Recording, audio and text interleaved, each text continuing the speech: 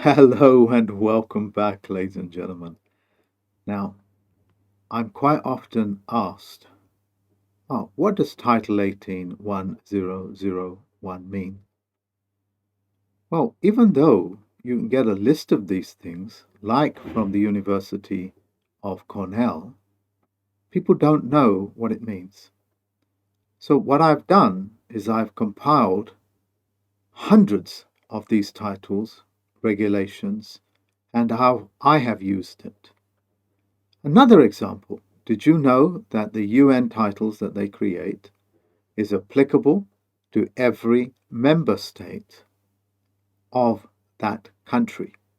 So whatever the UN agrees upon is applicable to all other countries.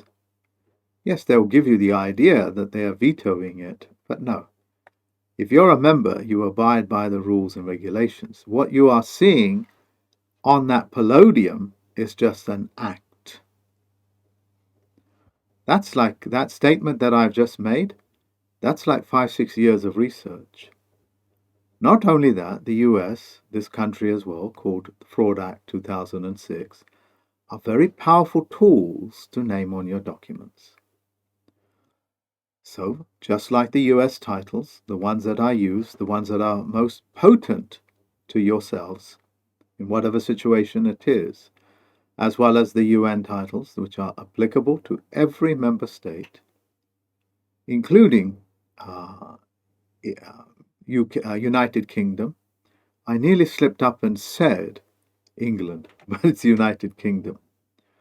So I've also included on that the 2006 Fraud Act. Europe also has its own version of that, and I've deciphered that as well. It's quite a comprehensive list of what these rules and regulations, these titles mean, and the powerful way that you can use them for your own benefit. Like, for example, debt collection agencies, etc. Yeah. Now I'll share another secret with you. Are you aware all of these rules are being projected onto you, the average man and a woman on the street? But that projection, just like the reversing of you being the debtor and they being the creditor, the government, that's a switching of the role. It's actually they that are the debtors and you are the creditors. So what does that mean? Those rules that I mentioned, those titles, like Title 181001, applies to the people that are operating in that system, the governmental officers, the judiciary. So, for example, that title can be used successfully, Title 181001, on any senator, albeit what is known as the legislator, the judicial, and the executive. These rules are applicable to them, not you.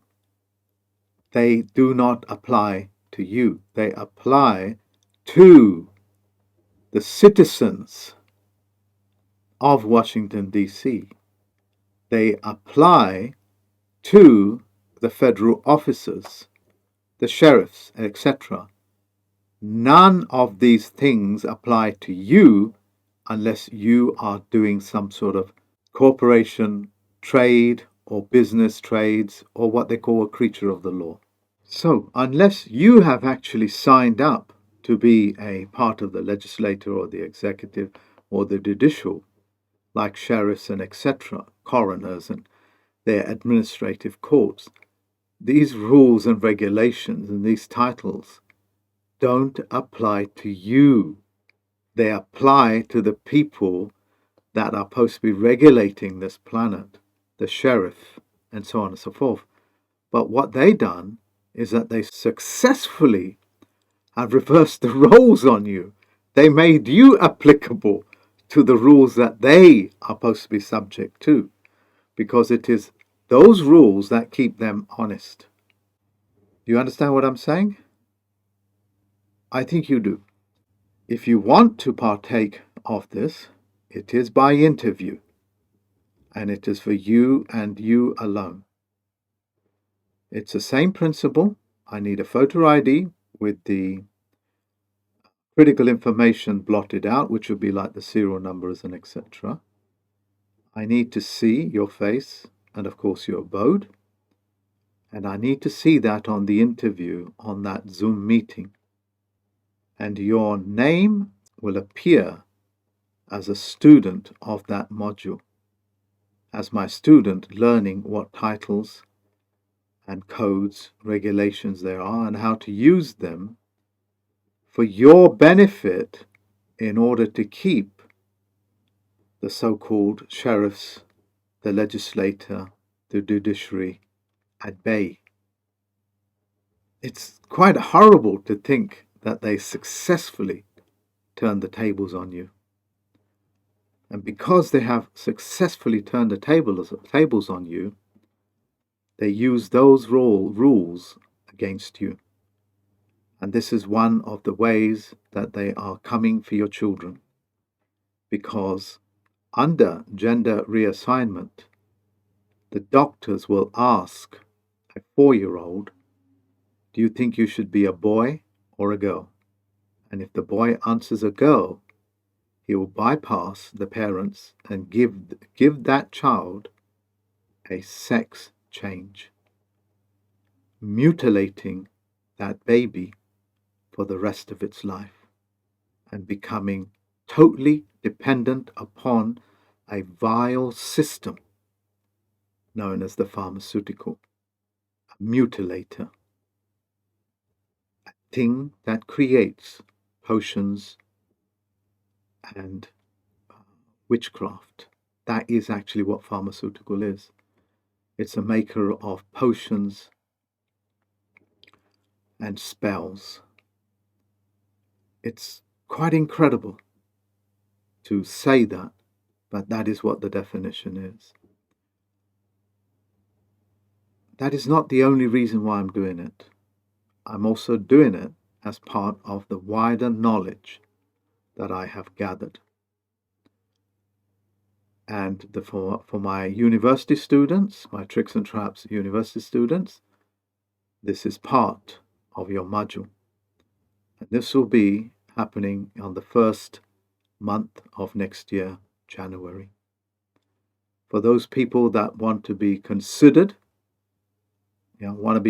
for this, there is a fee involved, and let me just have a look at it. It's 549, okay, and it will be in several modules. It's 549 Great British pounds, and you have to be interviewed and approved by me, and you can't share it with anybody else, because stupid people do stupid things, and stupid people are considered to be extremely dangerous. They look stupid because they're stupid, and therefore we assume that they're harmless. But they are not. They do an incredible amount of damage. Like, if you go onto my website, there's a list of them. The one that I've met that is the most stupid is a character called Leon on there. Some of the other ones are narcissists and psychopaths and etc. This is why I'll be interviewing you. This is why your name will be posted on my website. That's why I need to check that you are who you say you are. You understand what I'm saying? Because I'm not giving this type of information and knowledge away to anybody. You have to be approved by me. And just like with all the other modules, any misconduct will just simply get you struck out. Anything that you think you can do with it, like if you're a criminal or a drug dealer or whatever it is, worst case scenarios, you think you can use it for your benefit to hide behind my knowledge, I'll just simply write to the courts and have that reversed. And also give them instructions as to what to do with you. You see, this has been tried on me before, and I've actually posted it on my website. What is it that I'm saying without coming across as being threatening? These days I try to do my fail-safes as best as I can. And I always make it clear that any misconduct will instantly get you struck out with any of my modules. That's how powerful the teachings are. Okay? Yes, there will be a fee for that interview, which you can deduct from the whole fee, as it were. Think about what I just said. How comes they use rules and regulations against you when they're not applicable to you, but applicable to the other party? This is a very powerful tool that they use called mirroring. That mirroring is a technique that I will be revealing sometime next year in its most in-depth way. You began to learn about it as the champions in the task and force when that movie, Dr. Sleep, was analyzed. Next year, I'm going to take you into a deeper level than ever gone through with any student group. Yes, it's gone through with secret societies that perpetrate these things over you. But later on next year, I'll be teaching you the true effects and how the techniques are done in detail of mirroring. One of my best examples, or if not a movie, on mirroring is probably Portrait of Dorian Gray by Oscar Wilde. I love the black and white movie. Yeah, it's quite a breathtaking example how this mirroring works. And this mirroring is so effective. They reversed all the laws and regulations that control the legislator, the executive, and the judicial onto you. Until then, ladies and gentlemen, I'll speak to you folks later. Bye-bye now.